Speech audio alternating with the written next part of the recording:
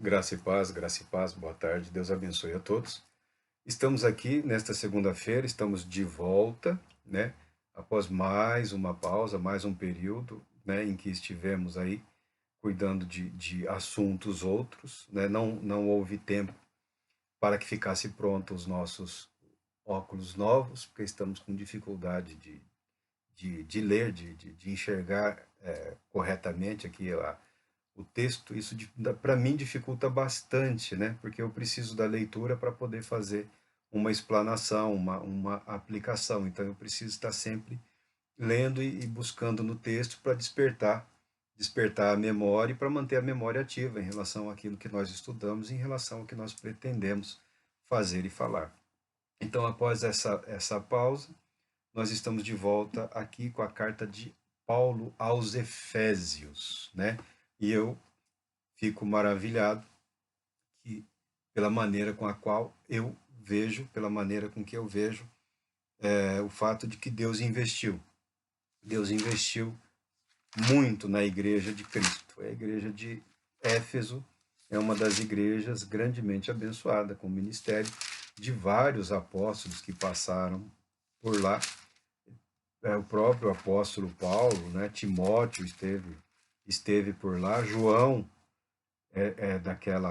daquela viveu um bom tempo naquela área, o ministério dele foi muito ativo naquela região toda, né? É uma igreja amada por Deus, é uma igreja que o próprio Senhor cita na carta, né, na revelação de Jesus Cristo ao apóstolo João, revelação na carta de Apocalipse, nós temos aqui uma menção, né, uma menção direta à igreja de Éfeso, né, a igreja conhecida do Senhor.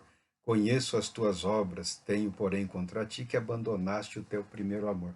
É uma igreja que é chamada, né, que é chamada de volta à primeira postura, né, à primeira dedicação, ao primeiro empenho, ao primeiro sentimento, né, ao amor puro, ao amor que revela gratidão a Deus pelo que Deus fez, né? O amor que tudo crê, tudo suporta, tudo espera, né? O amor que é capaz de sofrer a perda, né? O amor que nunca desiste. Essa igreja, por algum não, por vários e diversos motivos, como todas as demais igrejas também sofrem, passou por um momento em que ela se descuidou, se esqueceu de quem era e quem era o seu senhor, o seu mestre. Isso acontece com uma frequência muito maior do que as pessoas querem admitir, né, ou pensam que é real. Isso acontece muito, né? A pessoa esquece da sua caminhada, né, da sua jornada, do seu propósito, né? Estamos aqui hoje, né? E algumas pessoas, ou por estarem muito bem ou estarem muito mal, né, elas acabam esquecendo de como foram agraciadas por Deus, de como foram cuidadas, protegidas, né, de como foram tratadas e conduzidas ao longo de suas vidas. Em algum momento as pessoas acabam se esquecendo disso, né?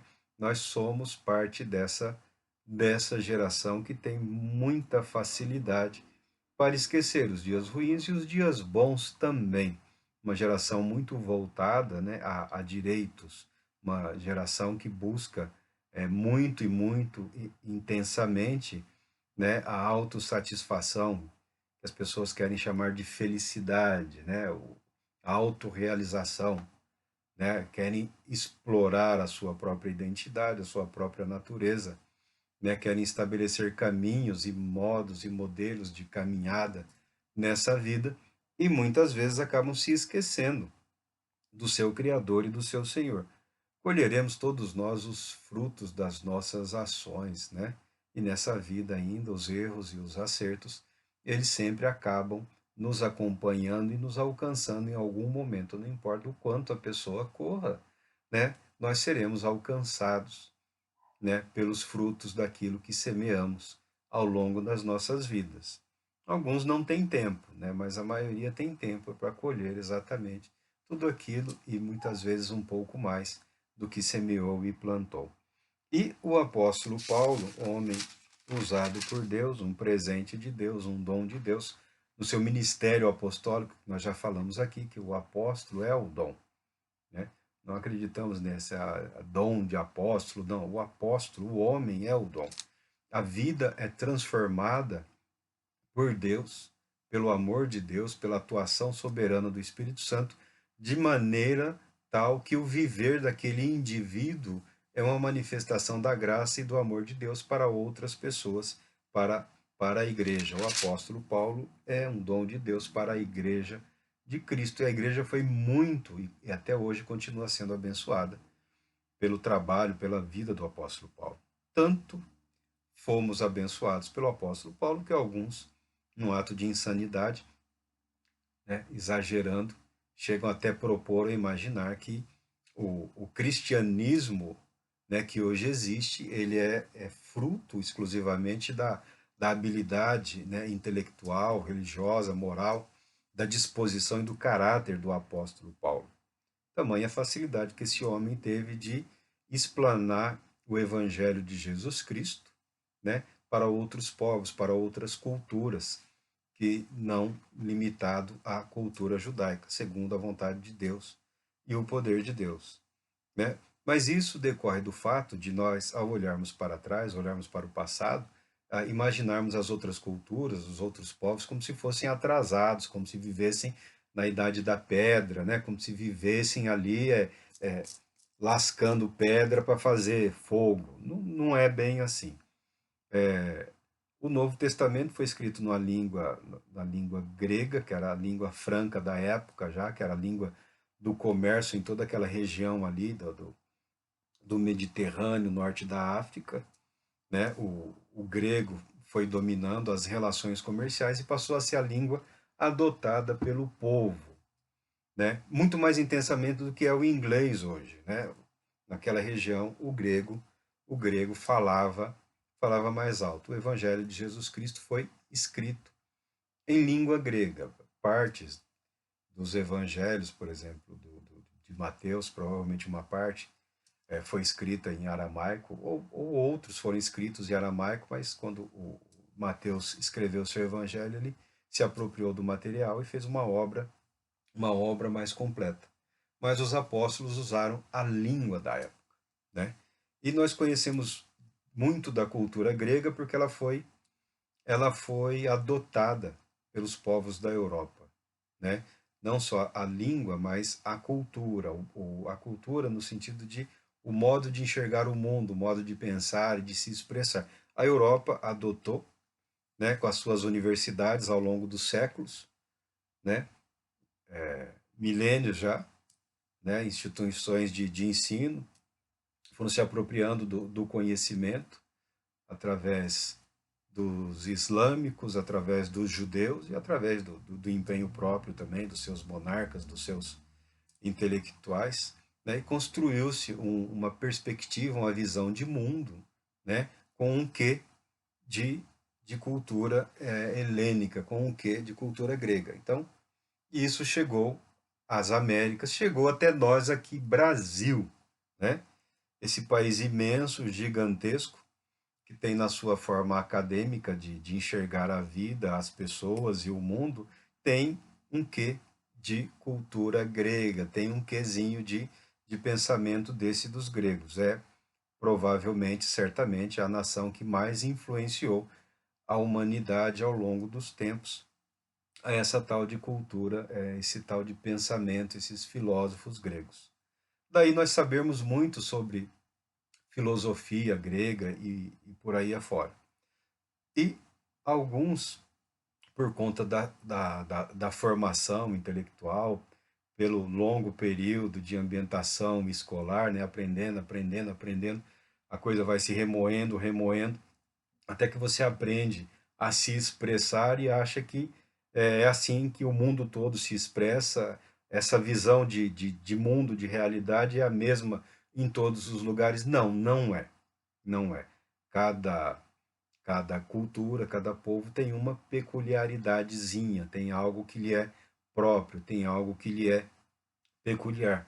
O Oriente tem uma perspectiva de vida, de indivíduo, de sociedade, de mundo diferente do Ocidente, muito embora o Ocidente, né, influencie muito pela sua cultura, pela sua força, pela força dos seus exércitos, né, pelas conquistas militares, há um quê de influência ocidental sobre o resto do mundo, mas isso não é assim tão dominante, né? O conhecimento você pode se apropriar dele e usá-lo em seu benefício. Então, alguns há que pensam que o apóstolo Paulo é o fundador do cristianismo. Não, não é.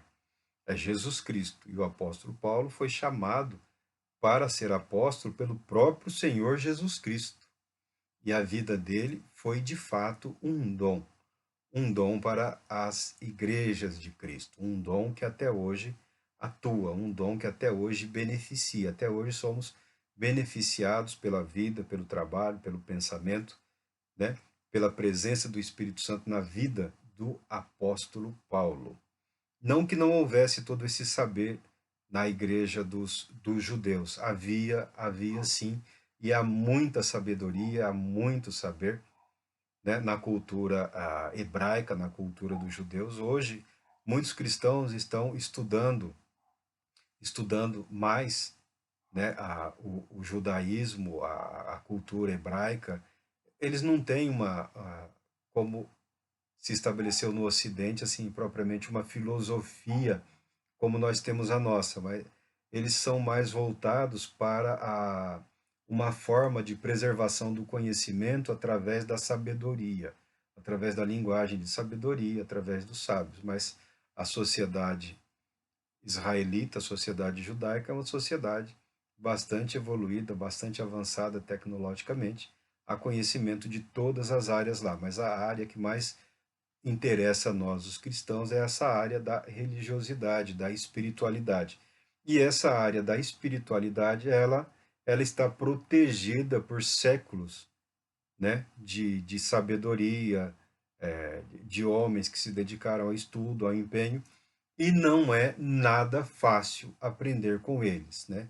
Exige-se uma dedicação, exige-se um empenho muito grande. Você pode ler, né, material dos judeus, dos sábios judeus, dos velhinhos judeus, mas você terá muito trabalho para se apropriar das verdades que eles se propõem a transmitir, né? Tem-se a impressão que eles estão mais preocupados em preservar, né, do que em transmitir. E eu não os recrimino por isso, né? Então é uma forma de transmissão que exige do discípulo, daquele que quer aprender, é praticamente um teste, uma prova de caráter, né? Você precisa estar realmente disposto, né? É preciso haver uma disposição, tanto que hoje eles sofrem também, né? Porque muitos lá também se contentaram praticamente numa veneração aos sábios, né? O mestre, o sábio, né, mais se preocuparam em prestigiar os seus sábios do que também se dedicarem à sabedoria. Aqui a igreja sofre, a igreja sofre, a igreja sofre muito, porque a igreja, como sempre acontece, de tempos em tempos, o período de hoje, o que tem de diferente hoje? Temos nós, né? Chegou a nossa vez, chegou a nossa hora, né? Em que a humanidade vai entrando aí na sua caminhada, vai enveredando por algumas encruzilhadas, né? E as pessoas ficam meio que, às vezes, confusas, né? Poxa, eu estava caminhando, estava tudo certinho, porque só tinha esse caminho, agora tem esse outro à esquerda, esse outro à direita, tem alguém dizendo que tem que fazer um retorno, né? Tem outro ali dizendo que já retornamos, que nós estamos indo para o lado errado, nós estamos pela contramão, tá? É um desses momentos na história da humanidade em que as coisas se misturam e, por algum tempo, se estabelece alguma confusão, alguma dificuldade, né? Mas eu acredito que é propósito de Deus para testar a nossa personalidade, testar a nossa disposição, testar realmente a igreja, se a igreja de fato quer ser igreja ou se quer ser qualquer outra coisa, né? Se quer ser auxiliar de projeto social, político, econômico, né? Se quer ser mais uma mera instituição religiosa, filosófica, cultural, ou seja lá o que for, de tempos em tempos isso acontece, e alguns caem. e alguns caem, alguns sucumbem, alguns se satisfazem, né? O ser humano, somente numa geração como a nossa também, que busca muito a satisfação própria, o prazer próprio, a felicidade, né? É a cultura do eu preciso estar bem, eu tenho direito de ser feliz, eu tenho direito de me enxergar no mundo, né? Todo mundo quer ser visto na televisão, no cinema, né? As pessoas querem se identificar com algo, né? Quer se identificar, querem um projeto hoje, uma marca vitoriosa hoje, uma marca que tem sucesso, ela permite que as pessoas se identifiquem com elas. Acontece que o Evangelho de Jesus Cristo não é nada disso. Jesus Cristo, ele exige muito. Ele exige tudo. Ele exige tudo. Ele exige totalidade do ser. Ele exige integridade. Ele exige todo o indivíduo para ele. Ele não é apenas o salvador da nossa alma ou do nosso espírito, ele é o salvador do nosso ser integral, de todo homem, de todo indivíduo, do nosso intelecto, da nossa vontade, das nossas emoções, do nosso espírito e do nosso corpo. A redenção, a obra realizada por Cristo, abrange o indivíduo como um todo. Ele exige tudo, tá? O cristianismo, enquanto religião, ele não é nada do que as pessoas propõem a anunciar ou a propagar por aí.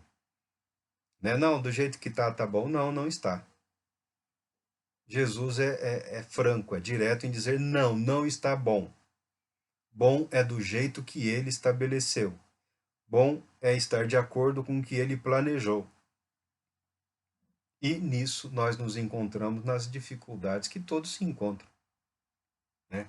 E voltando aqui na abençoada carta do apóstolo Paulo aos Efésios, no finzinho aqui, eu estou no capítulo 6, no versículo 10, depois nós vamos retornar fazendo o estudo completo dos textos, né? Mas aqui, por hoje, nós estamos aqui nesse capítulo 6, versículo 10, em que o apóstolo diz, depois de tratar de vários e diversos temas e assuntos, né, da vida cristã, da vida do cristão, ele fala, quanto ao mais, né, como se não tivesse tratado aqui, ele fala da vocação, né, dos gentios, da unidade estabelecida em Cristo Jesus, que une num único corpo judeus e gentios num só corpo, um milagre, né, um completo mistério, que nós enxergamos o judaísmo do passado como uma seita, como uma religião de segregação, né? Vocês, gentios, não tem nada a ver com o nosso Deus, como se Deus fosse deles, né? O religioso, ele consegue subverter a revelação de Deus. Os judeus, os israelitas, pertenciam e pertencem a Deus, mas no passar da história, no assimilar, né, das verdades reveladas, as pessoas vão se acomodando e vão invertendo a coisa, né? O nosso Deus, a nossa fé, os cristãos fazemos muito disso hoje em dia, né? Fazemos muito, e não a princípio as pessoas imaginam, não, é um jeito de falar, é uma maneira de se expressar, mas se você prestar atenção, é um jeito de falar, é uma maneira de expressar que evidencia o quão corrompido está o nosso coração, o nosso intelecto, o nosso espírito em relação às verdades de Deus, né? O meu Deus, né? A minha fé, a minha religião, o meu Cristo, né? Começa como tudo começa, com uma forma de expressão, mas com o tempo passa a indicar uma tentativa de dominação, né? A criatura está no controle do Criador, né? Nós sabemos, como se nós soubéssemos exatamente tudo o que Deus fará e como ele realizará, né? Como se Deus se tivesse obrigado a responder à nossa vida, ao nosso testemunho de fé. Tá? E o apóstolo Paulo aqui pode tratar da fé, né? Falar da santidade, do ministério, do serviço dos santos, né? Da vida cristã, da vida de santidade, da santidade do casamento, em relação marido e mulher, pais e filhos. Marido e mulher, pais e filhos são o base aqui, né, da sociedade, né? São a base aqui da igreja também, né? E é onde o diabo mais tem facilidade para atuar na vida dos cristãos e dos não cristãos e de todos os religiosos que existem aí, de todas as religiões, é nessas relações, nas relações conjugais, marido e mulher. A dificuldade que existe, a dificuldade que há em se estabelecer uma harmonia, uma convivência pacífica, né? Uma convivência de respeito, de amor, de acordo com a palavra de Deus. E na relação entre pais e filhos. A sociedade de hoje diminuiu e muito, né? Diminuiu para quase nada, né? O respeito que se exigia das figuras paternas, né? Do pai, da mãe, dos pais. Isso hoje tem sido violentamente atacado, tanto que as crianças, até mesmo no ambiente religioso, têm como referência de verdade, de valores, de ensinamento, pessoas outras que não seus pais. Pessoas outras que não seus pais. E nisso também todos culpam os pais, porque não tem tempo, porque trabalha, porque isso, porque aquilo.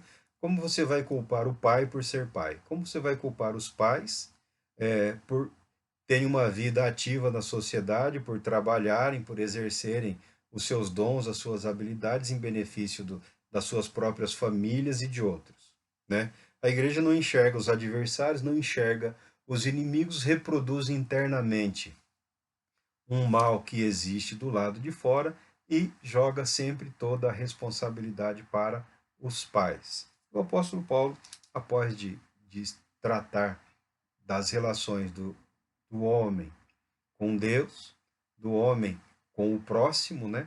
E no ambiente mais próximo, que é o ambiente familiar, né? Ele começa as relações de trabalho também, das relações sociais. Aí o apóstolo chega aqui no fechamento de sua carta, assim, como se ele não tivesse falado das coisas mais importantes, e ele diz assim: quanto ao mais, né? Capítulo 6 versículo 10, quanto ao mais, quanto aos demais assuntos, quanto aos detalhes, às peculiaridades, né? Da nossa vida, do nosso viver diário, ele fala: sede, sejam fortalecidos no Senhor e na força do seu poder. Recebam fortalecimento em Jesus Cristo e na força do seu poder. O apóstolo Paulo é o mesmo que fala: não me envergonho do evangelho, porque é o poder de Deus para a salvação daquele que crê, do judeu e do gentil, ou seja, da humanidade de um modo geral. Uma geração aí que busca poder, poder, power, power, power, energético, né? Dinâmicas espirituais, dinâmicas psicológicas, né? Dinâmicas emocionais, né? O apóstolo Paulo apresenta aqui o evangelho de Jesus Cristo como poder necessário e suficiente para o fortalecimento das nossas vidas, do nosso ser, né, da nossa, como meio de manutenção da nossa integridade, da nossa fé, do nosso ego, do nosso caráter, do nosso eu, né, da nossa vida em relação a Deus e ao próximo. Sejamos fortalecidos no Senhor Jesus Cristo. Por que no Senhor? Porque Ele é o exemplo primeiro e último, né? O exemplo de humildade, submissão e obediência ao Pai. Tá? Essas são virtudes que as pessoas não se preocupam muito em relacionar nos dias de hoje, né? É mais empolgante falarmos de milagres, né? É, mortos ressuscitando, cegos recuperando a visão, paralíticos andando, leprosos purificados, né?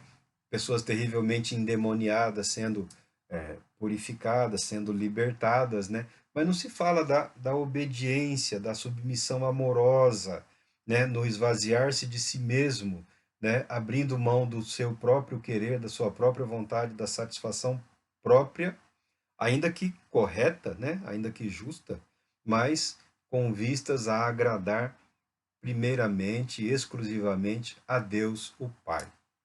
Nós somos, nós vivemos Nós enxergamos hoje uma igreja cristã, incrivelmente cristã, mas que tem dificuldades em amar ao Pai, em obedecer ao Pai. Nós amamos a Deus obedecendo os seus mandamentos, as suas ordenanças. E, como o apóstolo Paulo também fala, toda vez que nos esforçamos para obedecer a Deus, encontramos em nós mesmos uma força que tenta nos dominar. Nem sempre é uma paixão, muitas vezes é uma preguiça mesmo, né? Assídia, né? A preguiça, a indolência, a má vontade, né? O fazer a obra de Deus, o fazer as coisas de Deus relaxadamente, né? Fazendo assim, do jeito que sair está bom. Não, não está. Não está. O padrão de Deus é muito elevado. O nosso Senhor Jesus Cristo é muito exigente. Por quê? Porque ele fez tudo. Ele nos deu tudo. E quando ele subiu aos céus, ele ainda nos enviou o Espírito Santo, que nos anima, que nos dá ânimo, nos dá disposição, coragem, vontade, que atua em cooperação com a nossa vontade, com o nosso querer, com a nossa disposição quando estamos no propósito de agradar a Deus. E, além disso, ele nos reveste, ele ainda nos capacita para que o nosso agir não seja arrogante ou presunçoso, para que a obra de Deus, para que as coisas feitas para Deus não sejam realizadas por esforço humano, por empenho humano. Deus nos abençoa. O Espírito Santo atua na vida do homem, né? Interiormente e exteriormente. Desse aspecto, eu não vejo muita diferença nos dons naturais ou nos dons espirituais, porque todo homem é um ser espiritual, né? A espiritualidade é uma característica da humanidade. Algumas pessoas são abençoadas por Deus, muito abençoadas por Deus, grandemente abençoadas por Deus, com dons, com talentos, com habilidades incríveis. E alguns nem reconhecem a Deus.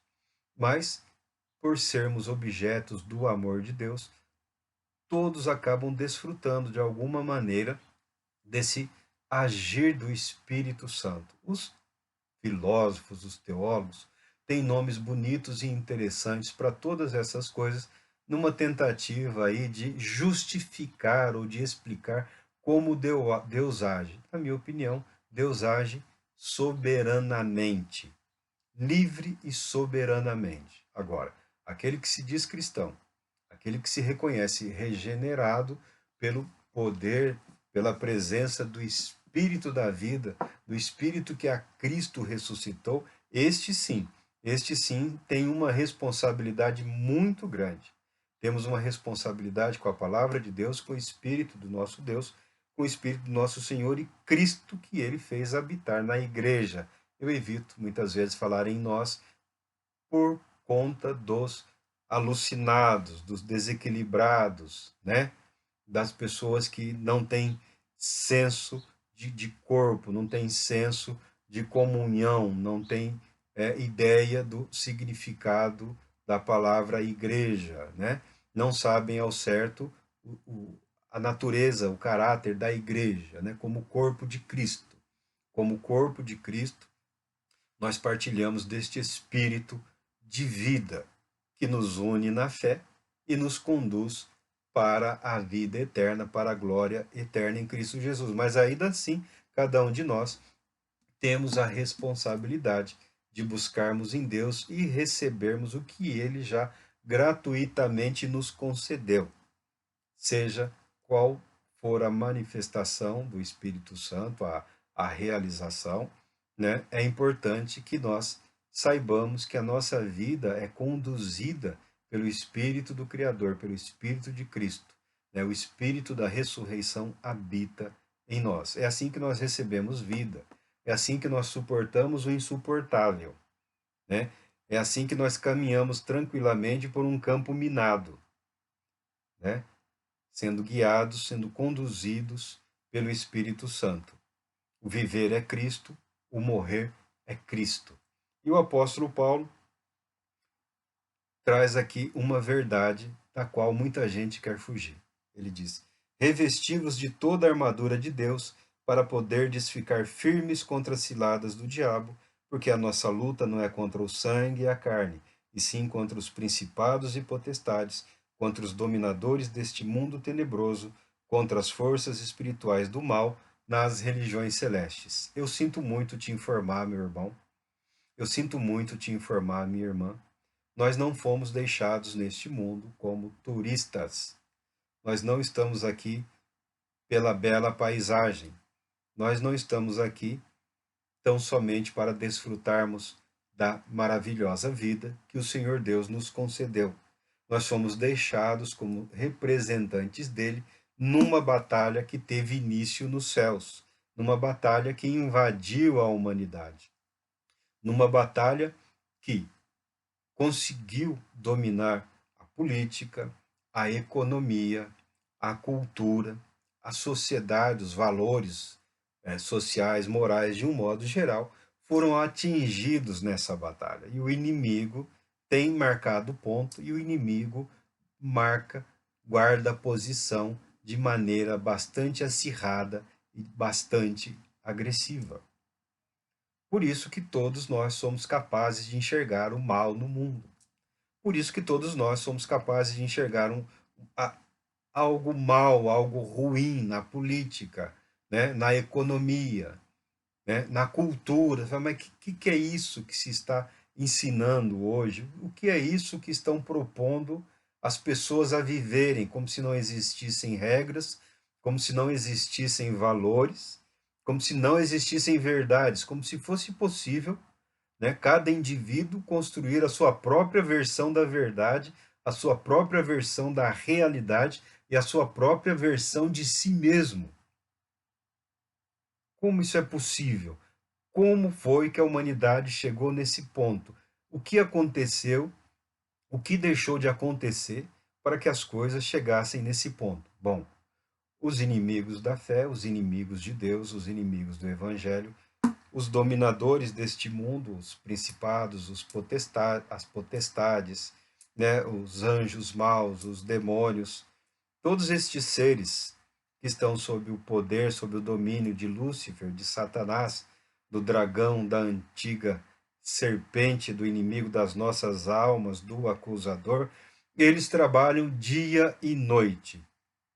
Eles trabalham dia e noite em obediência cega e servil ao seu mestre maligno. E todas essas áreas do conhecimento humano, dos relacionamentos humanos, têm sido atacadas e têm sido atingidas por esse mal. E nós estamos aqui para lutar. Nós estamos aqui para, como uma resistência, aguardando a chegada do nosso Senhor com seu exército celestial para pôr fim a esse domínio do mal, para pôr fim a esse domínio do medo, da angústia, do egoísmo, do ódio. O vencedor, o vitorioso, o que realizará a vitória é o próprio Senhor e Salvador Jesus Cristo. Nós, como pertencentes a Ele, como igreja de Cristo, nós somos chamados, somos deixados para batalharmos pela verdade do Evangelho, como que num ato de resistência. Por isso que a palavra de Deus declara: resisti ao diabo e ele fugirá de vós. Não está escrito se entrega ao diabo e ele vai te deixar em paz. Não. O diabo não deixa ninguém em paz. Ele não sabe o que é a paz. Ele é aquele que veio para roubar, para matar e para destruir. Tá? E é o que ele faz, é o que ele continua fazendo. Aqui o apóstolo Paulo, ele imagina uma cena, né? Ele imagina uma cena, ele aplica esta cena à igreja, né? E ele chama a igreja para que desperte para a realidade. Assim, é possível que um soldado chegue à frente de batalha, chegue para o combate, sem estar devidamente treinado, preparado, né? Ou municiado, ou devidamente armado para a batalha, para o combate? É claro que não. É impensável nos dias de hoje e nos dias do passado. E o apóstolo Paulo começa a usar essa ilustração aqui do soldado. Ele passou a figura do soldado representando o Império Romano era onipresente no mundo daquela época.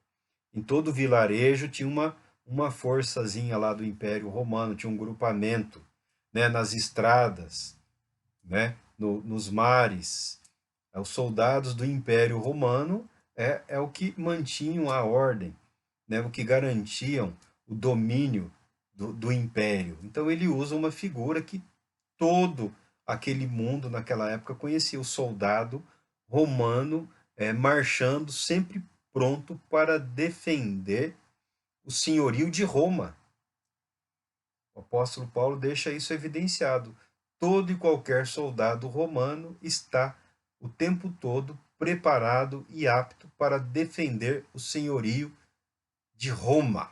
Ele vive para a glória de Roma, ele morre para a glória de Roma, a vida dele expressa, né, a submissão dele a Roma.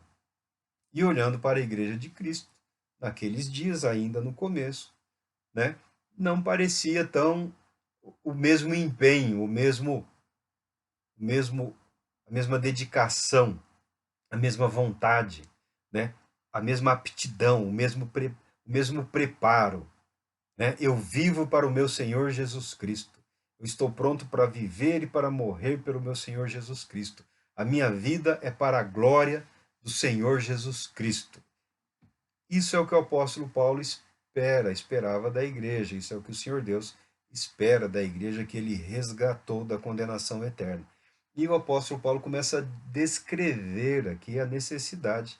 Não é só do obreiro, não, a necessidade não é só do ministro, né? Não é só da liderança, não é do sacerdote, do pastor, do bispo, do presbítero, não. Todo cristão deve estar apto e preparado com toda a armadura de Deus, com todas as armas de defesa e de ataque que o Senhor Deus nos concedeu e nos preparou, né, gratuitamente através da sua palavra, que algumas pessoas, né, por não saber ou por não querer, acabam renunciando, abrindo mão. Ele fala, o nosso inimigo. Antes de descrever, ele deixa bem claro, o nosso inimigo, a nossa luta, a nossa batalha.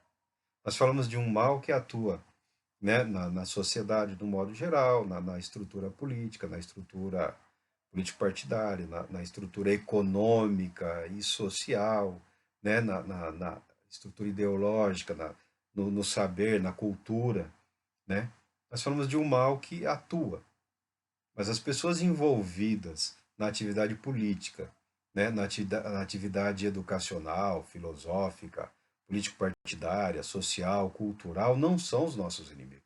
Religião também é uma outra área em que Satanás atua e senta tranquilamente nos palácios eclesiásticos aí e toma chá, um vinhozinho, um cafezinho e delibera, né, como agir, como destruir, como manipular. Satanás domina essas áreas, mas esses homens não são os nossos inimigos. O ministro religioso não é o nosso inimigo. O bispo, o pastor, né, não são nossos inimigos. Ah, os partidos políticos, os movimentos sociais, os movimentos de cultura não são nossos inimigos, né? A indústria do lazer, da recreação, não são os nossos inimigos. A nossa luta, a nossa batalha aqui nesta vida, neste mundo, não é contra carne e sangue, ou seja, não é contra o nosso semelhante. É claro que algumas pessoas se dedicam em destruir a vida e o trabalho de outros. Problema delas. A Bíblia declara que essas pessoas não são os nossos inimigos. Agora, se eles nos têm como inimigos, ou se eles se constituem inimigos da verdade, inimigos do Evangelho, inimigos de Cristo, inimigos de Deus, inimigos da verdade, isso é problema deles. Mas no que diz respeito a nós, a igreja, nós devemos buscar viver em paz com todos. Mas quando Paulo chama para a batalha, para o combate, né, para a defesa ou para o ataque, não é a pessoa, não é o homem, não é a mulher, não é o jovem, não é o idoso, não é a criança. não é o nosso semelhante. Os nossos inimigos, os inimigos da fé cristã, são os inimigos de Deus. São aqueles seres e criaturas que abandonaram a posição privilegiada que eles tinham, se rebelaram contra o Senhor e Criador e continuam nesse estado eterno de rebeldia, de rebelião, de ódio, e agora se posicionam contra a Igreja de Cristo, contra a Igreja de Deus, contra o Evangelho do poder de Deus, o Evangelho da salvação do judeu e do não judeu, do homem e da mulher, do jovem e do idoso, o Evangelho que a todos salva indistintamente, de cor, de sexo, de etnia, né, de pertencimento a grupo religioso, a classe social, a perspectiva filosófica, ideológica, político-partidária, seja qual for. Esses são os nossos inimigos, os principados e potestades. São seres espirituais, eram anjos muitíssimos poderosos, né, que exercem influência muito grande sobre a humanidade em determinadas áreas específicas, né? Alguns a igreja catalogou aí ou mal identificou, né? A parte de atividade demoníaca menor, né? A parte de uma atividade aí mais rasteira, a igreja mal classificou, atribuiu a outras práticas, a outras religiões, na minha opinião, equivocadamente, né? Mas numa tentativa de se apropriar de valores, de pensamentos, de conceitos e também de estratégias de manipulação, de convívio, de dominância sobre esses seres. Mas há outros muitíssimos poderosos, que a própria palavra de Deus não se preocupa e não se ocupa em detalhar ou em explicar. É claro que o mundo antigo, né, a cultura judaica, parte da cultura grega, tinha uma perspectiva, né, de hierarquizar o mundo espiritual como se fosse a nossa realidade, como se a nossa realidade física, de alguma maneira, espelhasse, né, a verdade eterna, o mundo espiritual. Alguma coisa nós somos forçados a admitir que tem algum paralelo, tem algum traço, mas semelhança pontual, não serve, não serve, não serve como modelo, né? O nosso mundo não serve como modelo para garantirmos a existência de hierarquias, né? Ou de como elas funcionam. Sabemos que elas existem, sabemos que existem seres espirituais muito poderosos e a nossa luta é contra esses seres. Tempos atrás surgiu aí uma perspectiva de batalha espiritual aí que andou tentando dar nomes aos bois, mas são nomes já conhecidos. Aí criaram seres que atuam em continentes, em regiões. Aí o crente ficou perturbado, literalmente endemoniado, com a sua mente, com a sua psique povoada por seres malignos, né? Por demônios, por principados, por potestades, por dominadores, até chegar lá no chefão deles, né? Que aí tinha o diabo da rua, o diabo do quarteirão, o diabo do bairro, o diabo da cidade, né? O diabo da região, o diabo do estado, e criaram aí um banzé, um pandemônio, literalmente, na cabeça de algumas pessoas. Foi nessa época que eu até conversei com um colega meu, falei, pode estudar, pode se preparar, que esse povo vai surtar, que esse povo não vai aguentar a pressão, eles vão precisar de gente com conhecimento psicológico, né, de psicologia, de terapia, para ajudá-los a sair dessa paranoia, dessa doença. Veja que, primeiramente, o apóstolo Paulo fala assim: portanto, tomai toda a armadura de Deus para que possais resistir no dia mau e, depois de terdes vencido tudo, permanecer inabaláveis. A nossa vitória, o nosso combate está na nossa resistência em assumirmos a nossa posição em Cristo e permanecermos na posição que assumimos em Cristo, vivendo a nossa vida nos ditames, né, na liberdade que há em Cristo Jesus. Não está mandando ninguém sair por aí surtando, declarando esquisitice, fanfarronice, né, teatralizando, macaqueando, se comportando feito um verdadeiro desequilibrado, alucinado, falando de coisas que não vê, que não entende, que não sabe, que não tem domínio. Ainda que não leve a sério, acaba induzindo outras pessoas a seguirem aquele caminho e acabam caindo nas ciladas do diabo, nas ciladas do inimigo. A palavra é resistir. No dia mau, principalmente nesse dia, no dia ruim. O que é esse dia mau? Todo mundo sabe, todo mundo teve. E tem algo que eu já, né, vivi um pouquinho já, eu sei. O dia mau que você teve, eu lamento dizer, pode não ter sido o dia mau. Aquele dia em que a pessoa põe tudo a perder.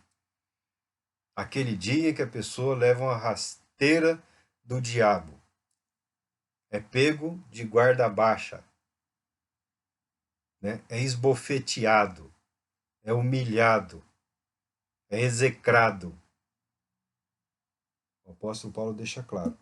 Tomai toda a armadura de Deus para que possais resistir no dia mau. Porque esse dia vem. Porque esse dia virá. Porque esse dia já veio na vida de muitos. E não adianta tentar seguir em frente fingindo que nada aconteceu, porque as coisas que acontecem nesse dia são terríveis. Se é mal, tem a ver com dominação. Se é mal, tem a ver com poder. Se é mal, tem a ver com influência. E se é mal, tem a ver com o maligno. Por que as pessoas sucumbem? Por que as pessoas caem? E por que alguns ainda tentam dizer cinicamente: não, eu tive uma grande vitória, uma grande bênção, foi um grande livramento, o Senhor Deus fez coisas maravilhosas. Mentira! Mentira! Caiu na cilada do diabo. Caiu na armadilha satânica. E não quer admitir. Muitas pessoas não querem admitir. Não é que falta em Deus vontade ou poder para perdoar ou restaurar. É que a pessoa se embrutece. Se embrutece. Principalmente diante de Deus. Ah, todo mundo faz. Por que só eu tenho que ser santo nessa área? Olha o fulano lá. Olha o ciclano, o beltrano. Tão bem ainda. Todos aplaudem. Todos os amam. Todos os louvam. Mas e os céus, meu irmão? Os céus têm a palavra final sobre as nossas vidas. A palavra final sobre a nossa salvação, sobre o nosso caráter, sobre a nossa fé. Por isso que eu não me preocupo em discutir. Ah, é cristão, não é cristão, é evangélico, não é evangélico, é religioso ou não é religioso, porque o próprio Jesus Cristo se reserva o direito de declarar: eu te conheço, você é meu, vem para cá. Ou então simplesmente dizer: não te conheço. Você não tem parte comigo. Você vive, você viveu para outras coisas. Você usou meu nome, mas usou indevidamente. O próprio Senhor Jesus se encarregará de uma só vez, num só dia, fazer essa separação. Eu não me preocupo tanto, né? Eu não saio por aí como alguns alucinados, né? Eu não crio perfil falso para ficar acompanhando a vida de ninguém. Eu não fico aí em esquina, em boteco, padaria, sei lá, ou não. Eu não tenho essa preocupação, sabe por quê? Minha preocupação é com o meu Senhor, porque Ele tem a palavra final. É Ele quem vai dizer. É Ele quem declara se eu sirvo ou não para Ele. Se a minha vida é ou não é útil nas mãos dEle. Se as minhas palavras podem ou não ser usadas em prol da propagação do evangelho dele, porque o evangelho é dele, a glória é dele, o poder é dele. Se eu sou útil, pouco útil, inútil, quem vai declarar isso é o meu Senhor. Em relação a mim, em relação a você, em relação a todos nós, em relação à igreja, às igrejas que se dizem dele. A palavra final é de Jesus Cristo. A palavra dele que nos informa que fomos deixados aqui num campo de batalha. E para que ninguém diga que não sabia, que não foi preparado, o apóstolo Paulo começa a descrever muito belamente essa figura do soldado romano. Nós sabemos hoje, pela história, que o exército romano foi um dos exércitos mais disciplinados que já existiu na história. Os soldados romanos eram incrivelmente disciplinados, né? O exército romano, quando saía para a batalha, Roma, um pedaço de Roma ia com aquele exército, né? Os soldados, os sacerdotes, os arquitetos, os construtores, né? Eles iam para a guerra, para construir a guerra, para construir cidades, para derrubar cidades, para usar os recursos que eles obtivessem em qualquer lugar para onde eles marchavam, né? Era uma indústria bélica. O soldado romano era incrivelmente disciplinado e dedicado, porque ele lutava por uma recompensa. E a recompensa para o soldado romano era muito boa naquela época. E os cristãos aqui, ó, estáis, pois, firmes, cingindo-vos com a verdade e vestindo-vos da couraça da justiça. Esse cingir-se é estar devidamente preparado, apto, né? Você imagina se a pessoa vai sair para a batalha, então o cinto deve estar apertado, né? Devidamente apertado, as ferramentas, as armas devem estar devidamente encaixadas, preparadas, né? Não estar frouxo, não, nada de relaxo, nada de qualquer jeito. É a batalha, você está pronto para a batalha. E fala aqui, cingindo-vos com nós nos revestimos, nós nos fortalecemos, nós nos preparamos como? Com a verdade. Com a verdade. A verdade é uma arma poderosa. Tanto que o apóstolo falava, em Cristo digo a verdade, não minto. Jesus ensinou, conhecereis a verdade e a verdade vos libertará. Jesus mesmo disse, nosso Senhor falou, eu sou o caminho, a verdade e a vida. A verdade. Como nós nos preparamos para tudo nessa vida? Como nós nos preparamos para o dia mau, para o dia ruim, para o dia péssimo? Com a verdade. Com a verdade de quem nós somos, com a verdade de onde estamos, com a verdade de quem é o nosso Senhor e Deus. A verdade é a nossa proteção. A verdade é a proteção de todos nós. Esse mundo de mentira, ele não se sustenta por quê? Porque a mentira não se sustenta. A mentira chega uma hora que as coisas começam a desmoronar. Você pode ver toda a sociedade, toda organização, toda fórmula mentirosa, ela acaba se expondo,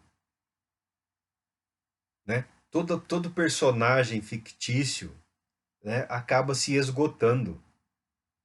O artista chega um momento que ele não suporta mais aquele papel. É muito ruim, é muito falso, não tem parâmetro de realidade, não tem parâmetro para atingir outra vida, não tem parâmetro para trazer nem alegria, nem paz, nem emoção, não tem parâmetro para transmitir conceito nenhum. Se esgota. A mentira, ela existe como um poder aí, mas como um poder de destruição e também autodestrutivo. Autodestrutivo, né? Uma das coisas que a igreja é sempre exortada, né, que o cristão é sempre ali chamado a atenção, abandona essa vida de mentira. Essa vida não é a vida que Deus tem para você. Essa não é a vida que Deus quer para você. Abandona essa mentira.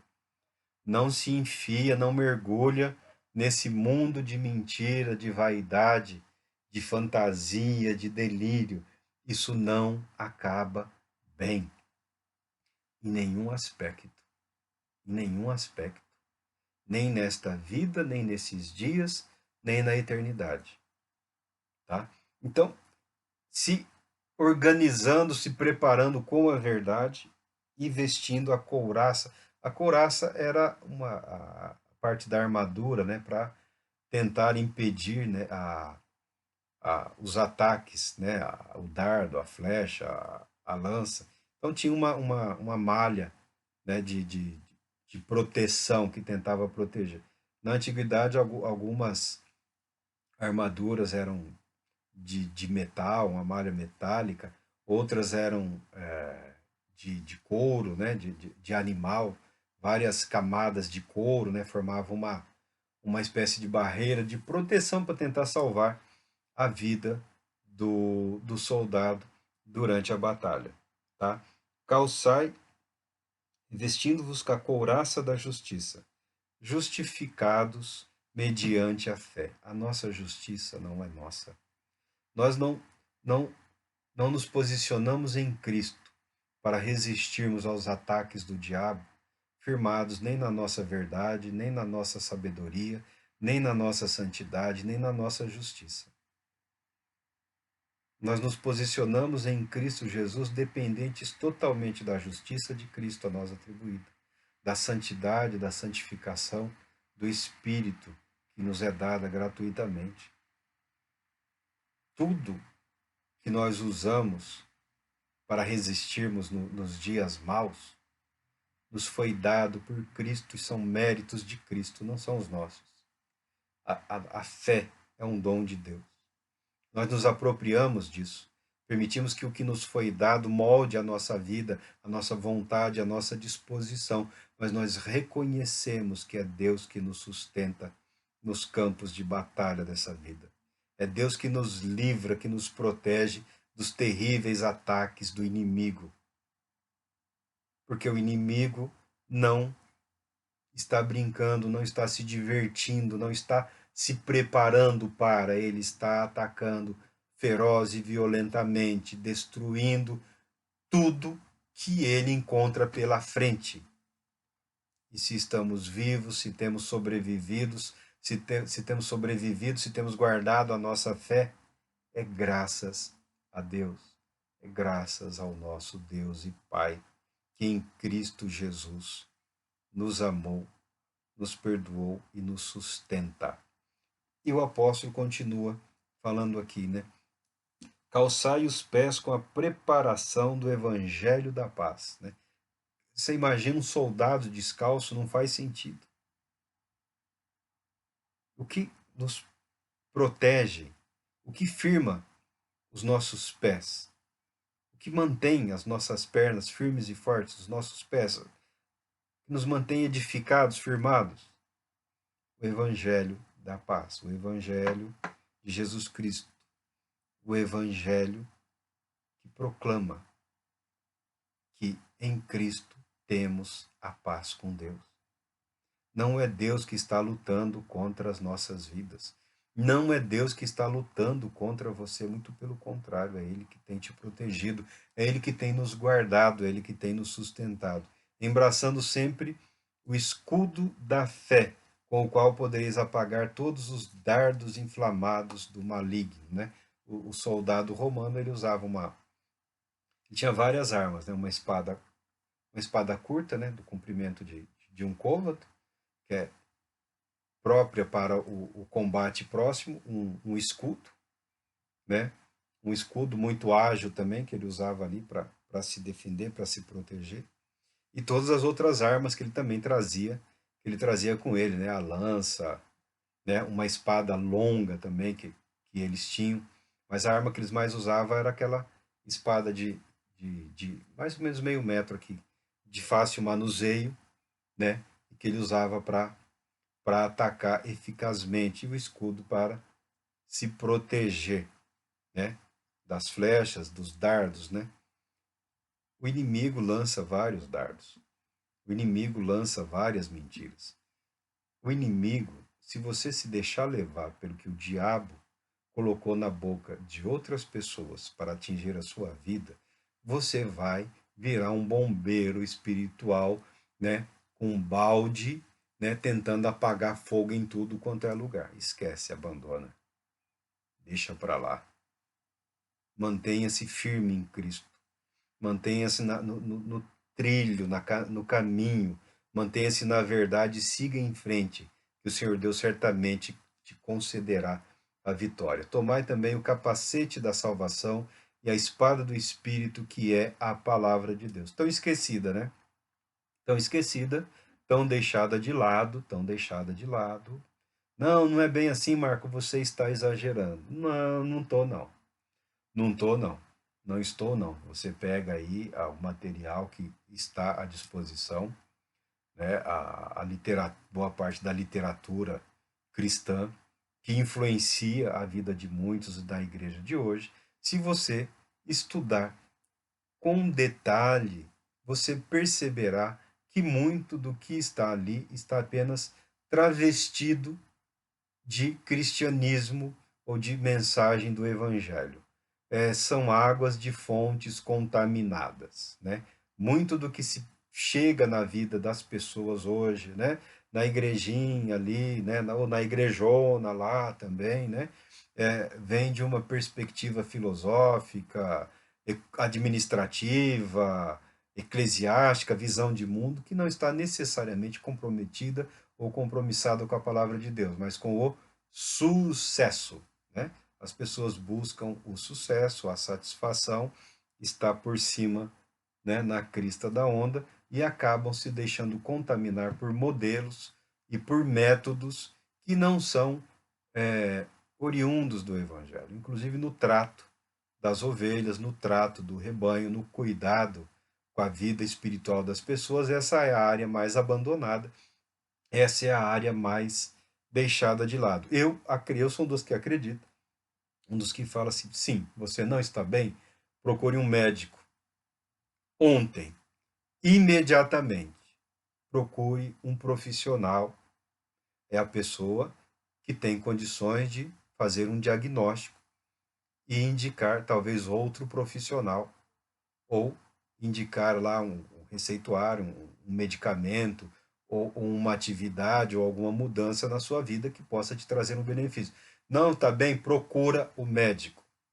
Procura, porque infelizmente boa parte dos nossos pastores não foram devidamente treinados, não foram devidamente exercitados, né, na palavra de Deus, de maneira a acreditar, a confiar que a palavra de Deus é eficiente, é suficiente para a salvação, para o conforto, para a edificação.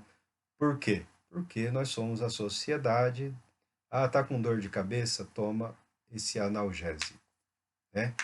A sociedade da aspirina ou do paracetamol, né? Em que dores e aflições são tratadas com medicamento. Então vá ao médico, vá ao médico. Por quê? Se infelizmente você está congregando numa igreja, você está aprendendo a palavra de Deus, você ora, você está aprendendo o caminho correto, santo, mas você está passando por uma dificuldade. O dia mal chegou.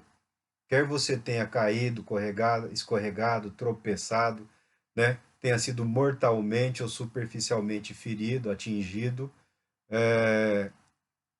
se é daquela turma de oração de 1 minuto, né, e um versículo e se vira, você realmente precisa de ajuda profissional. Infelizmente, nessa área do cuidado pastoral, no cuidado das almas, né, muitos aderiram à resposta rápida. Ou é um demônio, ou é uma maldição, né, ou é o pecado, né, ou é isso, ou é aquilo, e o ser humano não é assim limitado nem tão simples. O ser humano é uma criatura bela, magnífica e complexa.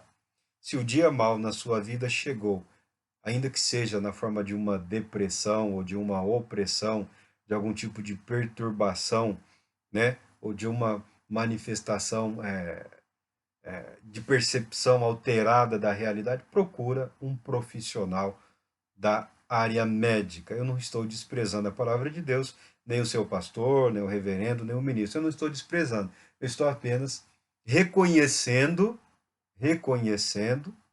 que não estão devidamente preparados, porque boa parte da formação deles nessa área também depende de um conhecimento paralelo à palavra de Deus, né? Do conhecimento da psicologia, da filosofia, das teorias da formação do indivíduo, né? E se ele não tem a experiência de que para cair é um instante, mas para restaurar uma vida, às vezes vai muito tempo, e não dispõe das ferramentas adequadas para trabalhar com essas pessoas, né? Não dispõe das ferramentas adequadas para permitir que a pessoa vá se reconstruindo, se remodelando, né? Sendo novamente moldada segundo a vontade de Deus, pelo Espírito de Deus, sendo tratada dia a dia, sendo restaurada. Lembra lá de Ezequiel, do vale de ossos secos, do povo de Israel, que se considerava um exército de mortos, de ossos, sem vida, sem propósito, sem Deus, sem nada no mundo. E Deus mostra para Ezequiel como ele realizaria a obra de restauração pelo Espírito dele. Talvez a pessoa não tenha experiência, talvez tenha boa vontade, mas não tenha experiência, né? Vivemos numa cidade aqui, uma cidade bastante limitada nesse aspecto também, né? Talvez você precise de ajuda externa, né? De pessoas de fora, de grupos de fora, né? De ambientes outros que estejam melhor equipados por Deus para o socorro do cristão.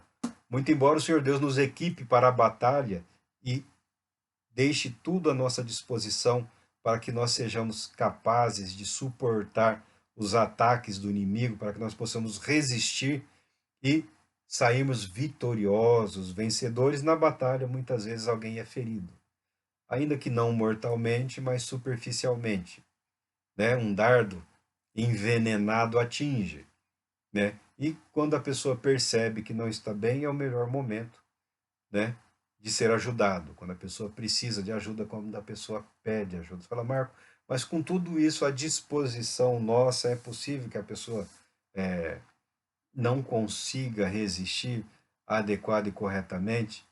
Claro que é, né? Claro que é. Não vendemos fantasia nem ilusão. Estamos falando a verdade em Cristo Jesus, e não são poucas. E não são poucas. Às vezes quem caiu foi o outro, e quem está sendo tentado é você, né?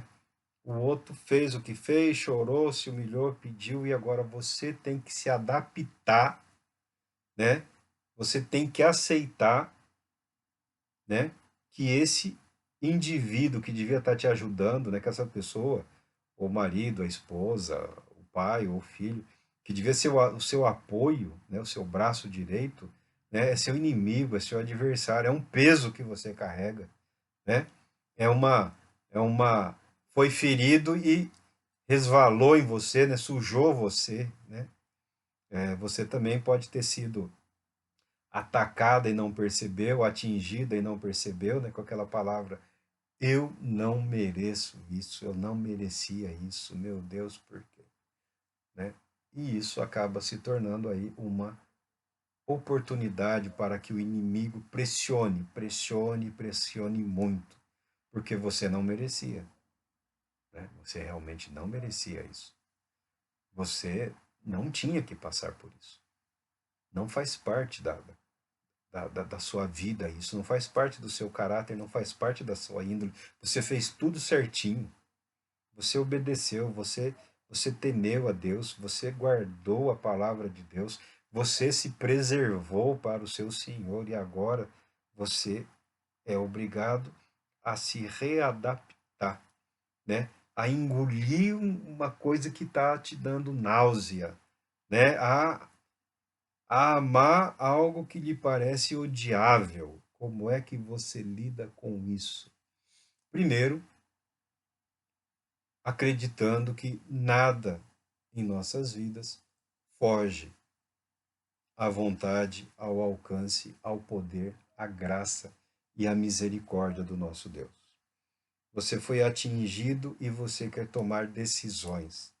Você quer tomar decisões que ninguém vai te criticar. É justo. Você não estará errado se falar tchau, vaza, vá com a sua imundície para longe de mim.